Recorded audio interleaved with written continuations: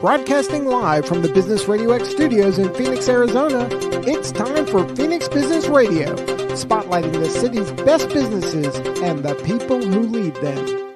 Hey, we're back. It's AZ BRANDCAST. I know, it's awesome. Yeah, this is awesome. It's wait like for my this all favorite month. time of every month. I know. And we have to wait in anticipation because we're slow and we don't want to do it more often than once a month. So this is great. Why can't Thanks, it be everybody. every day?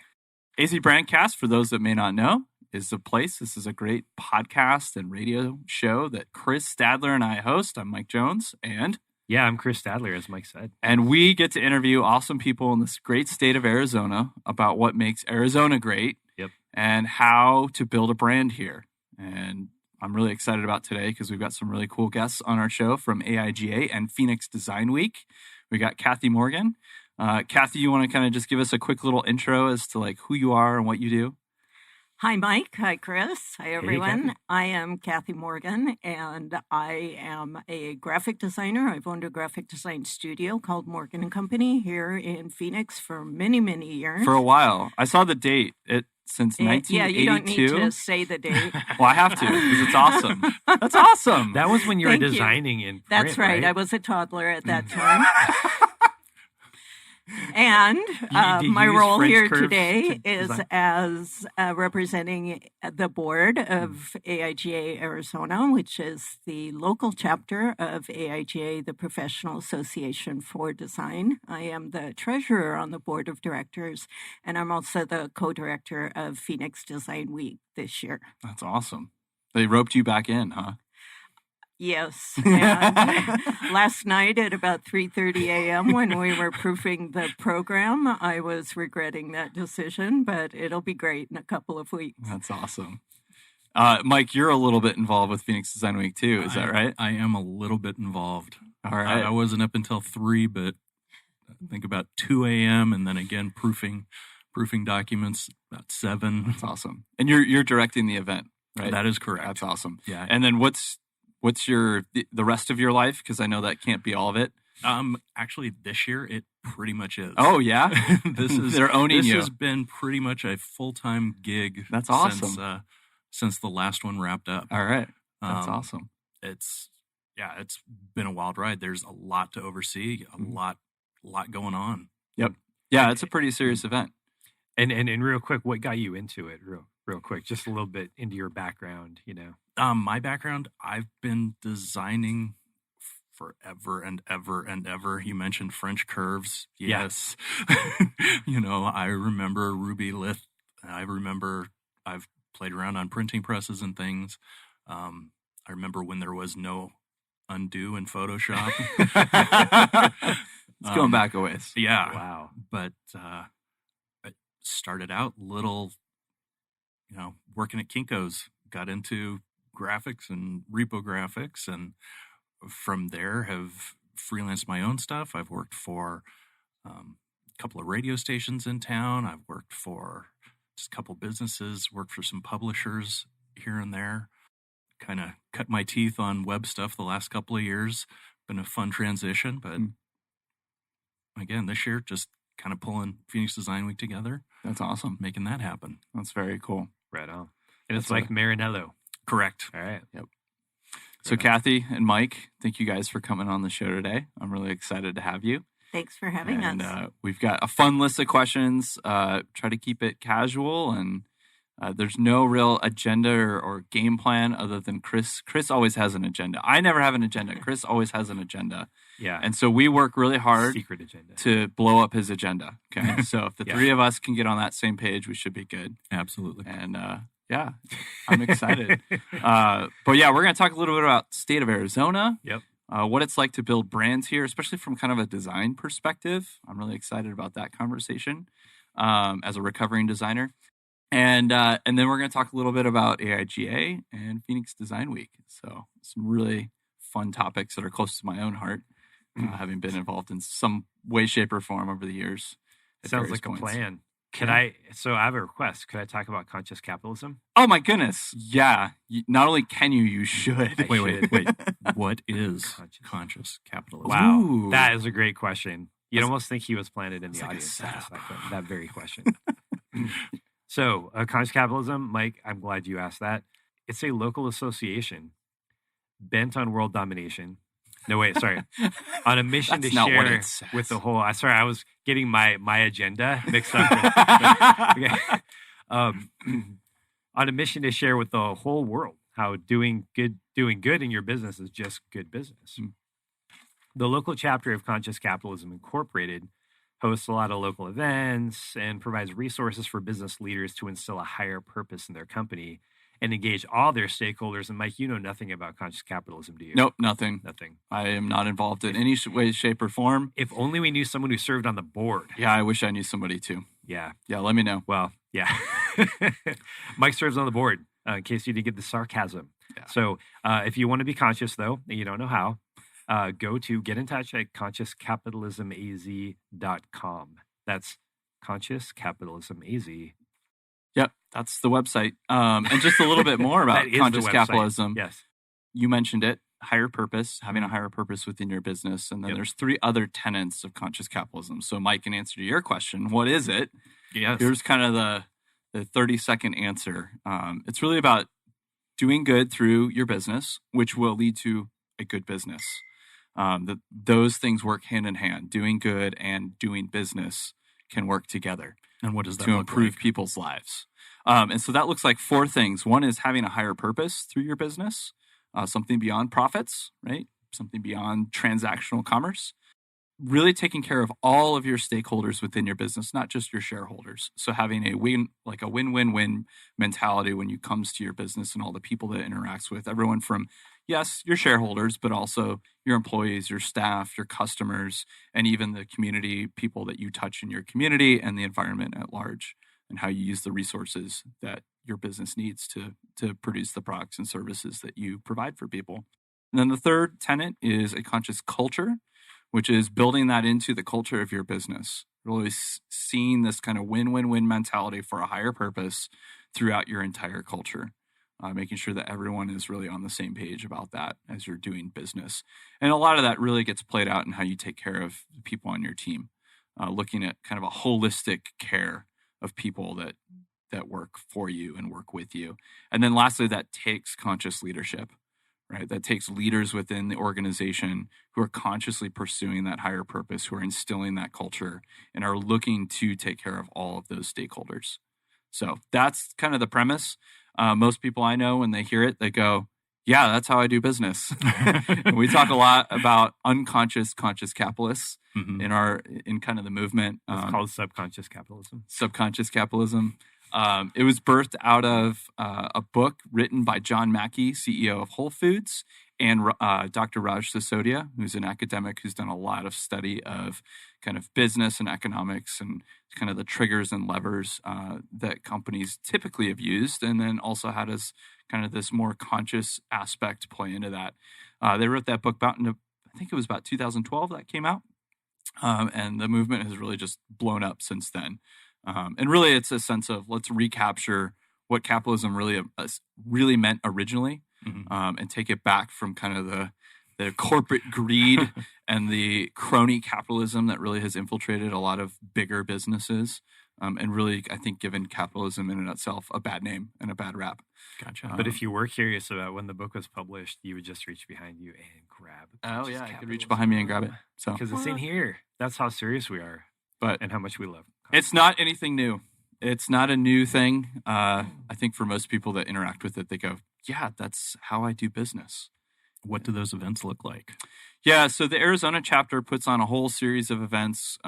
We've been doing typically around 1 to 2 per month, and they'll range anywhere. Bake sales. Bake sales. We do cookies. Raffles, we make cookies. Sell chocolates. We go door to door and sell those. No. Although the Girl Scouts, like sometimes we have turf wars with the Girl Scouts, but it's a dirty business. But I mean, So typically those the dark side of conscious capitalism. I'm just going to railroad right through whatever you're saying. Do it.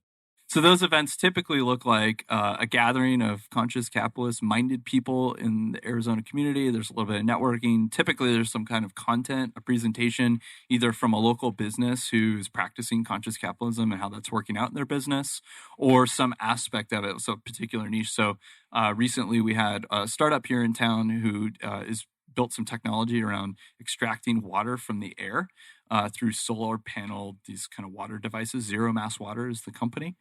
Really cool company, and they're going global with it. And their intention is to give every single person on the planet clean, fresh water, even in climates and areas where you can't get that from the ground. They figure out how to extract water from the air. If you can do that in Arizona, man. Oh, yeah, you totally can. You do it anywhere. Yeah. And so they talked around, it was their chief of staff that came and talked for about an hour about their culture and how they're really trying to instill a sense of higher purpose within their company, not just to customers, but also internally, and how they take care of each other, how they take care of employees and staff, how they communicate internally. So that one had a very HR focus bent to it. And I think more often than not, that's a lot of the content is more HR. Has an HR focus to it, but sometimes there's more communications. And, when we talk about higher purpose, well, how do you tell that story to communities at large, right? Beyond your company? And how do you do it in a way that's authentic and real and not just, corporate speak or, oh, it's another social responsibility initiative because the board told us that, we have to do something. People do that? Yeah, people do that. And then sometimes it's more debate style, and we've had some really good conversations in the last couple of years with membership where we'll kind of produce like a workshop type environment and take different topics and kind of go like, hey, can an oil company be conscious capitalist company? Is Amazon a conscious capitalist company? Kind of poke holes in that, see where people line up, have a little bit of debate, get different perspectives on that. Really, really interesting conversations that come out of that. There's some larger events as well. We just hosted the International Conference here in Phoenix, which is a global conference that attracts about 1,000 people from across the world who are in the conscious capitalism movement. That travels around from state to state every year. We had it this last spring. And then we've also done, we did a pitch event with all the universities about a year ago that brought in student-led startups from the different universities and kind of ran them through a very fun pitch event. And at the end, sponsors were able to give them either cash or prizes based on those different sponsors' kind of companies and what they could provide. So it was a really cool event to kind of feature some different companies and give a little conscious capitalism flavor. They had to pitch based on their higher purpose. So that was kind of fun. So I see what you did, Mike Marinello. You were the interviewee and you've become the interviewer. How does that happen? I like it. It's like the student has become the master. Start asking questions. All right. It's great. It's like we're having coffee. That's right. It's awesome. But I have a question for you guys. This is design, right? So we're all like a little bit of experience with design. Biggest design pet peeve. Biggest design pet peeve. Who wants to go first? I have to pick one? Oh, your favorite. I can tell you mine if you guys want some time to just... Serial commas. Serial commas? That's Oxford commas are like... We're going to have a fight later. Yeah, I think we're going to have to go outside. Go outside, yeah. I'm a big Oxford comma fan. Oh, no. You like them? Okay. Oh, yay. Yeah. No. So we can be on the same side of the fight. We'll go find this comma, that comma, and. Okay. No. So you like the Oxford comma? Oh, I love the Oxford comma. Okay. So you guys actually, yeah. We're in agreement. Awesome. This is great. I made an assumption that he was most heading in a highly different intelligent people, like the Oxford comma. It is called I'd like to the believe Oxford comma. So how can it be so sophisticated? Okay. Kathy's like, I hate those things. One of the first things I said when I came on as director for Phoenix Design Week was, I want serial commas. Yeah, we had to. Chris hates this, but because you picked a style guide for Resound that did not include the Oxford comma, and I was this like the golden book of. It's was all this in the negotiable. children's section. It's all negotiable. Yeah, so I negotiated our the Oxford style comma guide, back in. Yeah, so our style guide is basically AP style, use an Oxford comma, and there are like two other bullets that are like little things. Yeah, that's pretty much it. Yeah, why reinvent the wheel? Who else has a favorite design pet peeve? My pet peeve is other people with pet peeves, if that makes sense. We're all doomed. I really would like to speak out against designers dissing other designers on social media all the time. Yes. Everybody is so quick to put up some design and hate on it. And somebody worked hard on that. I don't care what the criteria was, but everybody's so quick to judge.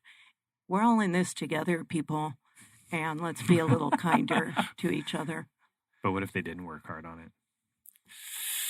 That's my story. She's not falling for your trap, Chris. Okay, so I'll go next and judge. I got to jump in and say, we're coming to the end of all our print deadlines, and naming your layers Oh, yes. has been a big pet peeve for both of us. The lack of naming layers. Yes. Okay. Layer 1, layer 2, layer copy, whatever. I can see that being an issue. Trying to pick up someone else's artwork Yes. and run with those files. Yep. Bad. That's a good pet peeve. Bad. Yeah. You're not judging their work though, so it's, you're still you It's guys kind can of still be like friends. a peek behind the Right. curtain. Yeah. So mine is just a failure to letter space. And like Yeah. just an Yeah. inattention, something so easy. Kerning. Just just like control the letter spacing and any prominent headline or logo or anything like that. It's just so easy to do and makes it look so much better. Yeah. Mine is more, I have a recency bias with mine right now, which is I've been doing a lot of work on my own presentations and other people's. And so, small type on presentation slides. Yeah, I was watching a presentation yesterday that I was giving feedback on, and I'm pretty sure it was like maybe 18 point, maybe. And I was like, buddy, like, I love your presentation, but I can't read anything on your slides. Doesn't Guy Kawasaki have a rule about that? Like 10 slides, 20 minutes, 30-point type. Is this guy that did like Zen of presentations or... Yeah. Like that, I've always heard like minimum, like no smaller than 24 point. And even that's pretty small. So, yeah. But I've been known to break rules, so I'm sure I've done an 18-point slide somewhere. If you lifted up his sleeve, you'd see some tattoos. He is definitely... Are they all in Doesn't Comic play by the Sans rules, or man. Papyrus? Yeah, they're all, It's a combination. Every other letter. Papyrus. And the kerning's like just terrible. It's all over the place. Okay, I will throw you one, Chris. Okay. All right. Thank you. Along the same lines is not designing for the environment that whatever is going to be seen in. So thinking about this program that we're working on, that in the environment that it's used, the lights are off in the convention center. So that type needs to be super legible. So just recognizing as a designer that you can't be using 8-point light gray text type in that document. Yeah. But what if they worked hard on it though? I'm sure their mother loves it. Fine. They can have worked hard on it. Awesome. They just need to work a little harder. I am not going to publicly diss them on social media. Yep. Yes. Thank you for throwing me that bone. There, Kathy will bring Kathy. it directly to them. Yeah. And tell them where they have not met expectations. She'll handle it the proper way. Yes. Yeah. Cool. That's great. All right. So let's get into, what do you guys call it? You guys call it AIGA? No. Or do you guys just be all AIGA, even though it's 4 syllables? AIGA, like a GIF? Yeah. Or a GIF? Yeah. Is it a soft G or hard G? Yeah. Do you guys call it anything for short? AIGA? Just like behind the scenes? It's just AIGA. Okay. So tell us a little bit about this AIGA, what it does, what it is, why it is. So, AIGA, pronounced like that, originally stood for the American Institute of Graphic Arts when it was founded over 100 years ago.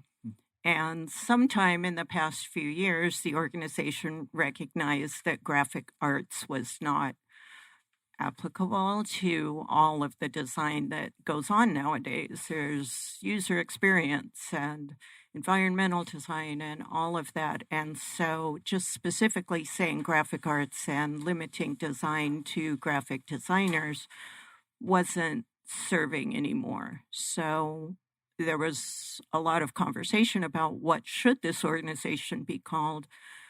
And it got settled somewhere in New York that the organization would continue to be called by its letters because there was a lot of heritage in that, but it would simply be AIGA, the Professional Association for Design. So you guys have listed amongst your, it's a 4-tiered mission to bring programming to the community that helps you improve designability, connect complementary disciplines, encourage social impact, and then promote community excellence. Maybe you guys would each pick one of those and expand on it a little bit. Those are the 4 pillars of the AIGA chapter, AIGA Arizona chapter mission. Those are the national ones. So I can talk to that. Yep. Let me see which one I want to pick out here. Yeah, pick your favorite. I'm big on ranking. Prioritize. Yeah, Chris, you are the master ranker. I'll go with... Why a bullet list when you have a number list? That's all I'm saying. I will go with encourage social impact. So a big deal that we do besides Phoenix Design Week every year is Create-a-thon, which is a 24-hour design marathon that a bunch of designers get together in a location and have invite nonprofits in our community to participate. The nonprofits have to apply and then get selected. And then for 24 hours, a team of designers is assigned to 6 or 8 nonprofits, however many they decide to do each year. And it all depends on what that nonprofit's particular need is. So some of them are just starting from scratch and they need a brand and the initial materials to get them started. And others have a little bit more, they might be established already, but they might want some help in particular with refining their website or something like that. So there's some goal that's defined for each of them at the beginning, and then 24 hours straight, they come up with something new at the end. And that's a huge draw for people in the community, love to participate in that. People in the design community like to do that and get together. I have a question. Yes. If it's a design marathon, why is it 24 hours and not 26.2 hours? Say that again. This is such a Chris question. I love it. It's so awesome. Never mind. Consider that a suggestion. The design marathon would be 26.2 hours. Yeah. I see. You're translating miles. Okay. So is that a that's a vocabulary pet peeve? Can you put that formally, lodge that as a suggestion?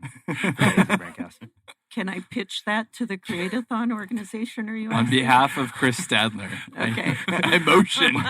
Michael Marinello, what is your favorite? Which one of these 4 things is closest to your heart?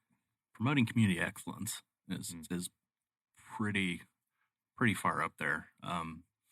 We do things like an annual best of, where people can submit and show their work and kind of showcase what they've done over the last year that they're really proud of. And then we do other things throughout the year. We'll help out with portfolio reviews at the different colleges, and that's always cool to be able to give students, or actually anyone in the community, feedback on what they're doing and have discussions with them and help kind of further their goals, let them know what it's like out in the real world, or give them, just encourage them, help them get on their way.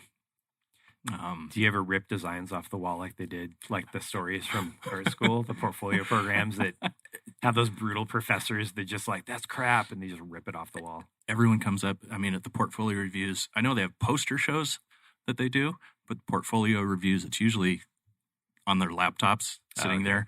And I've had to, a number of times, they'll be talking to me about it, but the laptop is facing them. And I have to stop them and say, hey, really quick, if you're showing off your portfolio, you need to spin that laptop so I can see it completely. You can look over the top and point to things and scroll, but it's the little things that make a portfolio presentation. Yes, you need to know where your audience is and speak to them. Yeah, the stated goal of every portfolio review is to see how many students you get to cry. That's how I approach them. No. We're promoting excellence, Chris. We don't beat people down and make them excellent. No, you got to build them up. But we've all heard the stories, right? I mean, Yeah. the portfolio programs, and it's like, yeah, back in the day when I was using French curves, we had this one guy, and he'd always like tear art off the wall and make people cry, and they'd run away with it. I guess yeah. I mean, maybe that's something we told students to make them feel lucky that we didn't do that to them. Yeah. Uphill both ways in the snow. Yeah. Back when I was a kid, using French curves and Aldous PageMaker. You guys remember that? Yeah. Yes.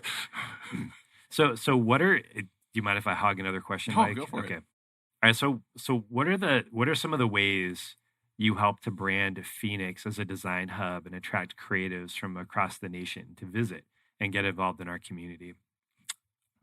Big one would be Phoenix Design Week. Bum, bum, bum, dun, dun. Yeah, man, I did not see that coming. What? Yeah, every year we put on this event, and we get we have a 2-day conference and then a full week of community events where different people around the area can showcase. We'll have tours of different studios or print facilities, or this year we've even got a biomimicry hike going on. We just kind of get to showcase the community, get the community together, and kind of rally around different events and learn and engage with each other. We got speakers coming from the East Coast, from the West Coast. I think one of our guys is flying in from Singapore the day before. He was doing something. As far as participants go, we've got one of our first big groups from a school down in Mexico. Oh, that's cool. That's coming up. We we draw kind of from all over the place. We've got stuff happening in Tucson. We've got different things going on in Flagstaff. For Design Week, it's kind of the place to be in this area, and I think we're one of the bigger, better put together conferences for AIGA, kind of on a chapter level for sure. So do you guys get a lot of people from outside then? Is an attraction for?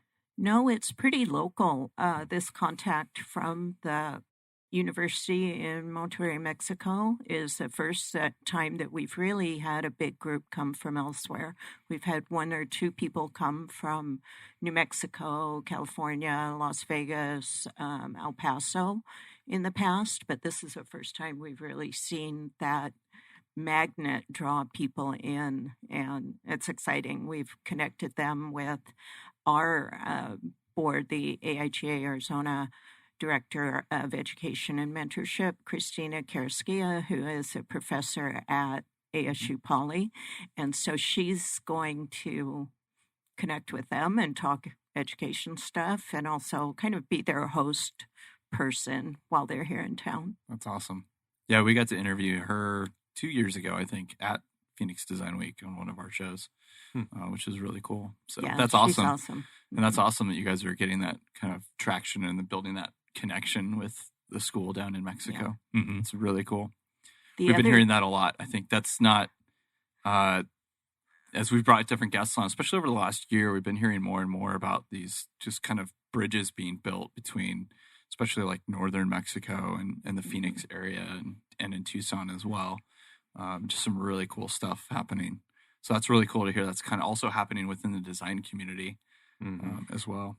The other thing that happened this year that we haven't done before is that we were contacted out of the blue from by Oscar de las Salas, who is with Gensler Phoenix, the Phoenix office of the giant architecture firm Gensler. And they had never heard of Phoenix Design Week before. And they have a whole aesthetic internally called Gensler Design, I think. It's a whole design thinking program. Yeah, and they very said, cool. how is there a design week? And we're not involved. So to see the original, now 10 years ago, vision of how Phoenix Design Week was conceived and created to be a place where designers of all disciplines could connect, and now having that start to happen is really cool. That's awesome. Yeah, I remember 2009, like that was kind of the original vision, was that this was beyond like the graphic design community, but really all encompassing. And ideally, architecture would be included in that, and all sorts of design disciplines. So that's really cool to hear. Yeah, I know it's been a long time in the works, and a hope, a dream. And we found through those connections, like with Oscar, he has connections that we don't have. And so we can work together both ways of that. He was able to contact the mayor of Phoenix, and she will be giving opening remarks at the conference. So that's something we were not able to do on our own. So she flat out told me no. I I submitted the form. I jumped through all the hoops. I got the nope, sorry, she's busy response. Oh, yeah? Yeah. Oh, yeah? Let's try a different way. Oscar said, hey, let me give her a call. What? I think it's good. No, it shows you that relationships really it's the power of the community. Yep. That's awesome. That's really cool. So what do you guys see from year to year that you've liked from the design community? So I'm guessing that you get exposure to a lot of people during the event that you don't get throughout the year. What do you guys see in Phoenix's design community that makes you think it's a healthy, growing community?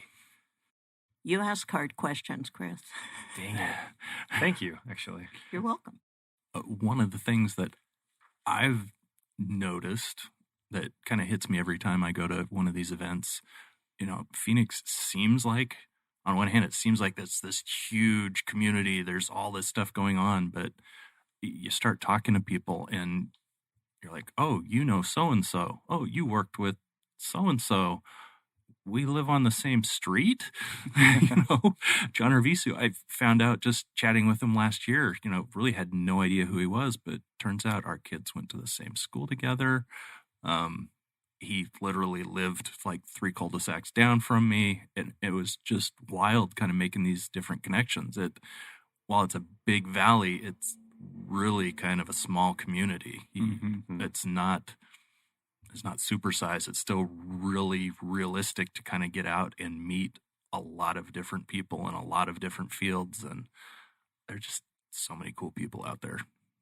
So it sounds like there's a lot of potential for these networks to form that is yet unrealized. Absolutely. There are kind of some outliers that hit a lot of these different groups. I mean, it's crazy. The more you go to one event and they're like, oh, hey, have you been to such and such and such and such? No. Show up at a Creative Mornings and they tell you, oh, you need to go sign up for the Phoenix Designers Facebook page and check out Drink and Draw, later this evening at wherever. There are so many different events happening like every month. It's crazy what our design community is like and how many different things there are to do and how many really amazing artists and designers are out there. Have you guys seen a style kind of emerge that's a little bit distinctive? Like, have you seen some distinctives come out through the culture of Arizona that kind of show you a little bit about the thinking and the culture that's around here? It seems like there's been a huge kind of mid-century modern graphic style kind of revival with local artists. Is that something you haven't seen nationally, or? Probably not as much, just because we have so much of that architecture, kind of that iconic architecture built into Phoenix. I don't know that there's a style, or at least I don't recognize it. Like, you can't see your own whatever. We did have a speaker come a few years ago. Forgive me, I don't remember her name, but she was a specialist in typography, and she goes all across the United States and has people in these different places that she visits send her photographs of the local typography and signage.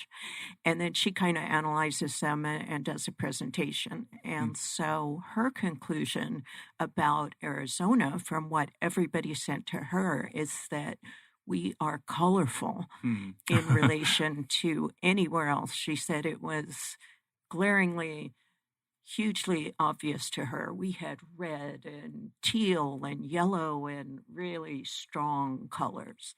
So if that could answer that question, yes. That is really interesting. Have you guys seen that at all? Mike, have you seen that in your... Yeah, I don't think I've ever made that connection before. But yeah, when I think through like, especially like street signage and like environmental signage in the Valley, that does resonate.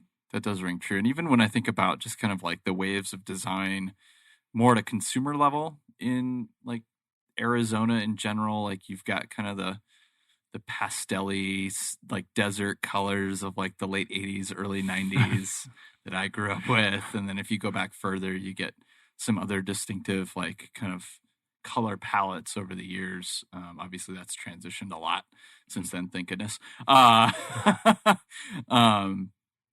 yeah, I mean, you just look at the full palette, right? If that's what we're drawing from a historical perspective as designers who are looking to be influenced by what has come before and what resonates with people, even though we might not like the overall style, but we still draw from it. That's a huge palette that we're choosing from. And I think that's also reflective too of totally thinking off the cuff here, but it's reflective of our geography and our state. Like we're a super colorful state. Absolutely. You know, we've got the bright flowers, the saguaro greens. When it rains, this place is popping. Red rocks, not just in Sedona, but even like, Papago Park, right? Yeah. Right around the corner here. And you've got, rich, lush. Well, I don't know if lush is quite the right word, but you've got forests and you have, pine trees and obviously lots of desert hues and sunsets. And, I know when we were branding, actually, when my two business partners and I, David and Jeff and I, were working on branding Resound, we were working through some of those like aesthetics of like, hey, we wanted Arizona somewhere in the mix. And the thing we landed on originally was our sunsets. And our first initial branding was very dark. It's like purples and deep reds and oranges. And, it was like, yeah, that's a sunset. We've brightened up a little bit since then. But well, and I wonder if the sunshine has anything, because like in Oregon, when it's cloudy, it kind of desaturates everything, right? That's interesting. I wonder if that's why they got that word, desaturation. Yeah. But in Arizona, obviously, it's so sunny, and then it, bakes. I was thinking like everything is bright and colors are vibrant and bright as long as they're not made of plastic. All of my kids' toys in the backyard are very desaturated. Yeah, that's true. I was talking with Jason Schupbach, who is the director of the design school at ASU now. Okay. And he just took on that directorship a couple of years ago. So he's been here for 2 years. And I just saw him last Friday at a reception for Cheryl Heller, who is now at ASU, huge in the design world, and she's moved to our state. And I asked him, so how has the move to Arizona been for you as compared to back east where you used to live? And he said, well, the desert took a little bit getting used to, but now I can truly say this is the most beautiful place I have ever lived, and I love it. So there is something to our environment that we have here that he can verify isn't elsewhere. I love that answer. So what are some characteristics of Phoenix that make it outfitted? And we've kind of answered that, but it's a question, so we'll go and ask it.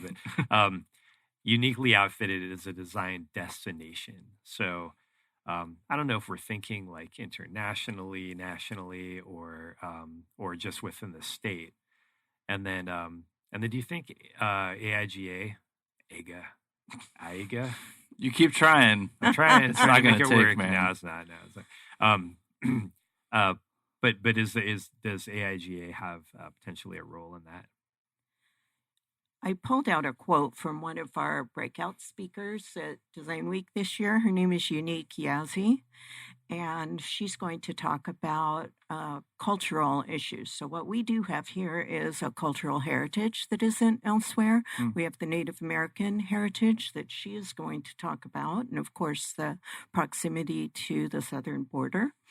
But I really loved what she wrote as part of her bio. She said, "For me, design is in my blood, from the petroglyphs that our ancestors left behind for our story, to the rugs and baskets my grandmothers wove to trade for goods, from the silver and wood my father learned to craft, to the systems we learned to navigate to keep our culture and language alive. Design is in my blood." So I just really loved that and felt that she was speaking to that deep, deep heritage of living with the land and pattern and weaving and crafting and all of that.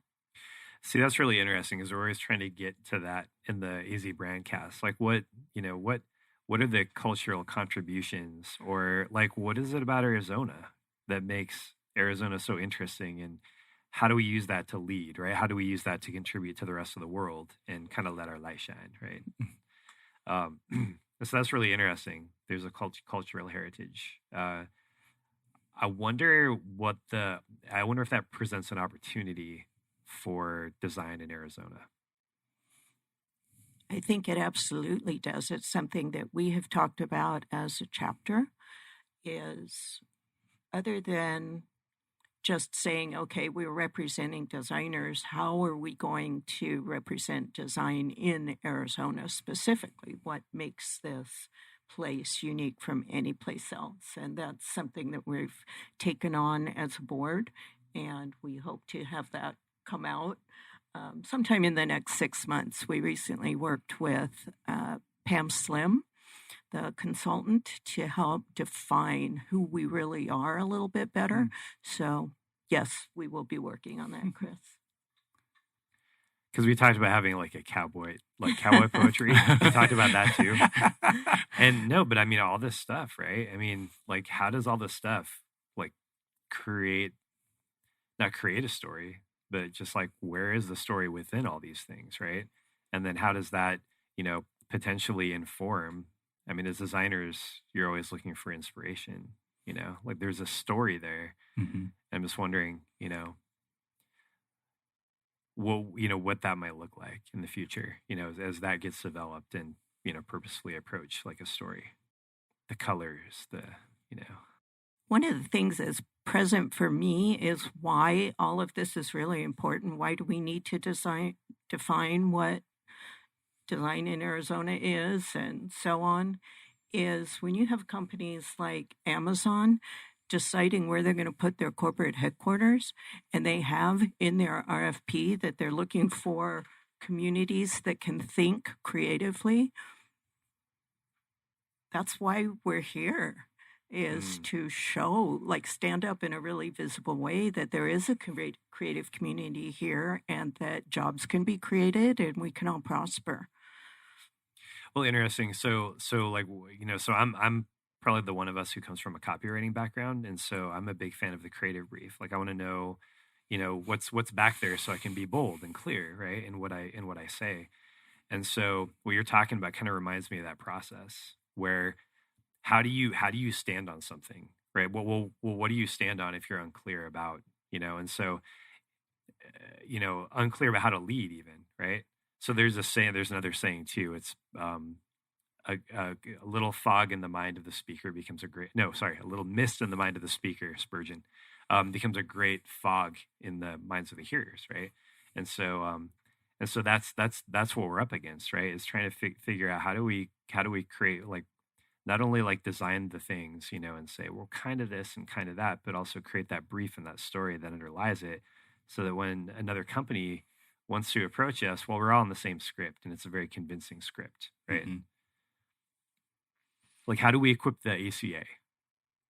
I mean, I'm getting into practical things, but I mean, really, this is kind of, an interesting application. That would be an interesting test. Like, you can equip the Arizona Commerce Authority, is that with a script, right? From AIGA, or and then help them know how to talk about Arizona, and then convince these Amazons, or whoever the right fit is, and maybe through this process we even decide that Amazon is not a the good fit. cultural fit for Arizona. Maybe we start there. I put it to you, and I leave it to you. Well, Chris, I think it's just doing this and having this conversation with you guys and bringing it to light. Mm-hmm. We're making connections already just during this conversation. So, and going to AIGA, the annual conference. That's right. Cool. You guys have a theme this year, right, for the conference? We do. Usually do. Yes. I'd be disappointed if you didn't. I've been talking for a while. The director can speak. Mike, what's the theme this year? The theme this year is Evolve Design. Tell me about that. I want to hear more. It is. Now I'm going to have to. Yeah. Bring up I've got to pull up the website. Official lines. You got to have your talk track. You have to have your script. We got to be clear, Chris. Yeah, we have to be speaking from the same script. Precisely, your creative brief. Yeah. Just looking for your creative brief, man. Always consult the creative brief. That's my motto. Evolve Design. Yes. So we're talking about the evolution of design. This year's theme, Evolve Design. We do not stand still. We change, we grow, we adapt, and we embrace the ever-morphing craft of design. We learn, we experience, we experiment, and we never stop moving forward. We participate, we support, we engage, and we contribute to our bold and diverse design community. We evolve together. Join the evolution at Phoenix Design Week. That's awesome. Now I want to join the evolution. That's right. If I didn't before I heard that, I would now. How has that kind of influenced you guys in terms of the planning, and as you guys have looked for speakers and maybe thought about programming or other ancillary events around the main conference? Kind of how do you see that playing out this year? We asked pretty much all the speakers, kind of share with us some of your story, your personal evolution, where you came from, kind of some of the things that made you who you are today. What were kind of some of your gaffes? What were your successes?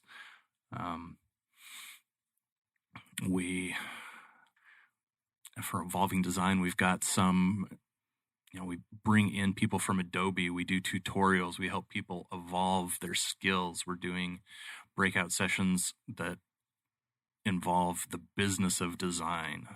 We've got a gal that's going to be talking about how to bring in clients, and we've got other people, talking just kind of the nitty gritty of it. So you can evolve your technical skills. You can evolve your personal skills, your interpersonal skills.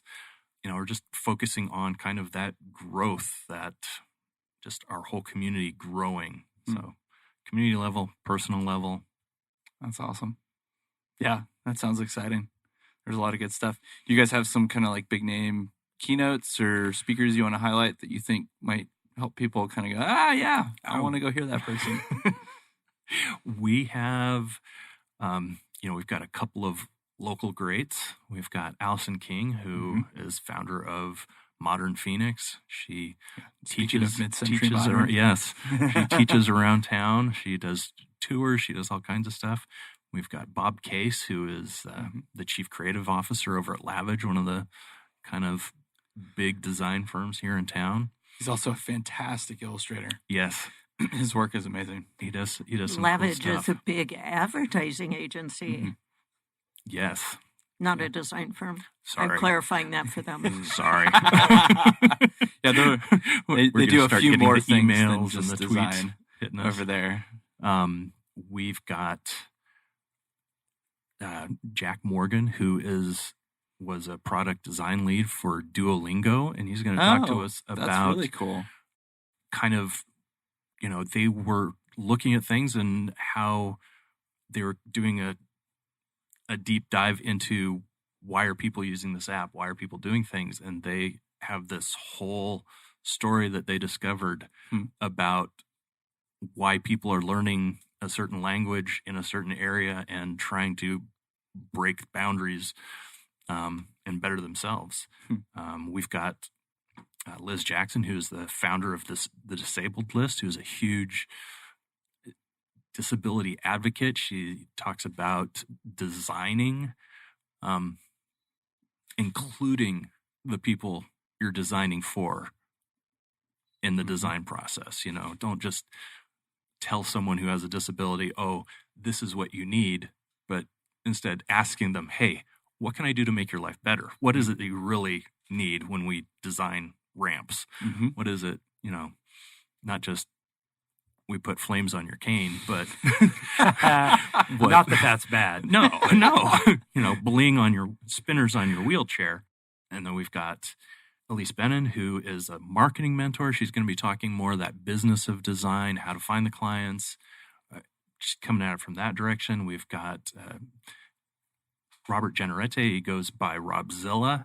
He's an incredible artist. He uses iPads to draw everything out. He does stuff for ESPN and different sports franchises.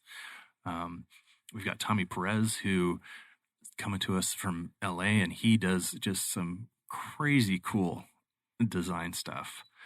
And then our MC this year, a buddy of mine, he's kind of another local great, Rick Burris. He teaches classes all over the place. He ran the Phoenix InDesign user group for a long time. He knows anything and everything Adobe, and he is just a huge character. It's going to be exciting to have him on stage multiple days. That's awesome. Yeah, you guys have a great lineup this year. That's really cool. I'm excited. What are you guys excited for? Like, what are you personally excited for? Obviously, when you're in the trenches, there's a lot of work. Yeah, have you even had time to think about that? Getting it all done. Yeah, that's a great feeling. Oh man, I mean, we were up very late last night. We were proofing our program and everything, and I was reading through all of our breakouts and looking at our stuff, and I'm kind of sad that we're going to be running around during the conference, and it's going to be hard to really sneak in and see everything. And it sounds like we have just such cool speakers, cool topics going on. You just can't see all the stuff you want to go do. There's just not enough time. There's not enough me to go around. Yep. That's cool. What are the dates again for our listeners to remind themselves? The conference itself is Saturday and Sunday, October 12th and 13th. All right.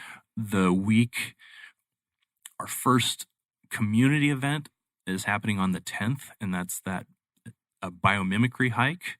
Our kickoff party and some other things start up on Friday, the 11th, and those community events run all the way through the 18th. We wrap up with our final party, our closing party. Cool. On the 18th. Yeah. And the closing party is being hosted by Artisan Color, who is our official print partner, and they are very busy with us right now, getting all of the signage and the printed materials taken care of, and they have been absolutely awesome as a partner all along. And we like them. We do. Could not be better to work with, and just happy all the time. They keep us balanced and sane, and we're really happy to partner with them this year. They've been great, and thank you also, Mike Jones, for that referral to them. Yeah, no problem. Yeah, they were a huge partner for us with Phoenix Startup Week, and I was like, Kathy, we definitely need to we need to make this happen somehow, some way, because I think would be a great partner for you guys. And as it turned out, they were. They have been, and they're so excited about hosting the closing party and That's sweet. Having people into their shop. We're calling it CMY Friday and declaring the print is not dead. And they're going to give tours all around the shop. We're going to have a comedian there named Carrie Gallagher and a couple of other people that she's bringing in to do a design trivia game. That's awesome.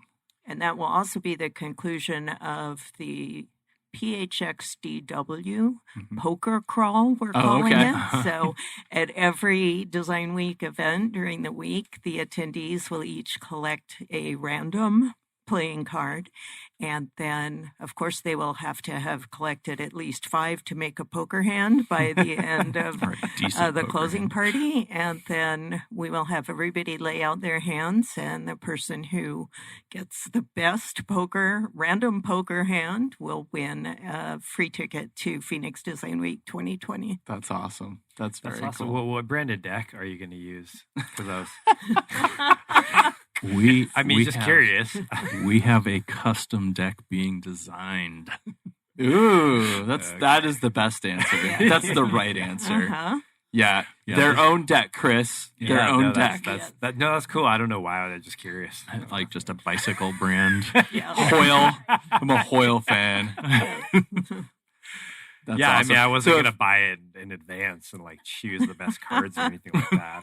So October 10th kind of you got your first event going on, runs all the way through the 18th for all the different events during the week of. The 12th and 13th is the actual conference. If people want to find out more about any of that, they should go to phxdw.com. Yeah, phxdw.com.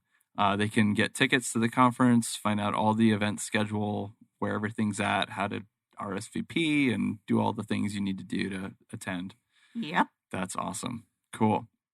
And then for, I think, information about AIGA, especially AIGA Arizona, where should people go for more information about that? And that is arizona.aiga.org. Awesome. So thank you guys so much for coming on today. This was a fantastic conversation. Yeah, Can't believe it's already been an hour. I know. It just flies. It's crazy. So we want to give a shout out to a few other people. Obviously, Conscious Capitalism Arizona, who supports our show and makes sure it happens every single month. Huge shout out to Karen, our producer, and the amazing Phoenix Business RadioX for letting us be on their network and making sure that these shows actually happen. Karen's like, you do all the stuff. I mean, you make sure it happens. All the things. It's awesome. And then our host, Max 6, in this lovely co-working space where we get to both office out of and host this show, and just thank them for that. So for anyone who's interested in hearing any of our other episodes of AZ BRANDCAST, be sure to hit us up at azbrandcast.com. You can also find us on iTunes, Stitcher, Spotify now, and all of the other places that you like to find your podcast. We are probably there. And if we're not, hit us up. Contact us at our website, azbrandcast.com, and let us know where we need to make sure that our podcast is showing up so you can listen to it. You can also sign up for our newsletter on the website and get all the episodes and updates about what's going on. And you can check us out on Twitter, Facebook, Instagram, maybe. I don't know. I don't know if we really hang out on Instagram much, but we're in all the places. So you can check us out there. Thank you, everybody, for listening. Thank you, guys. Thank you, Kathy. Thank you, Mike, for coming and chatting with us about design in Arizona and AIGA and Phoenix Design Week. Really excited for you guys for that. And obviously, I'm really excited for you for the 19th when it's all done. You guys you'll enjoy that deep breath that you can take. So you guys are just going to be on your sweats, like on the couch, binge watching like the sessions. Yes, I know that. Eating ice cream, ordering in pizza. All right, sorry. So, thank you so much for coming on today. We had a great conversation. This is great. Thank you.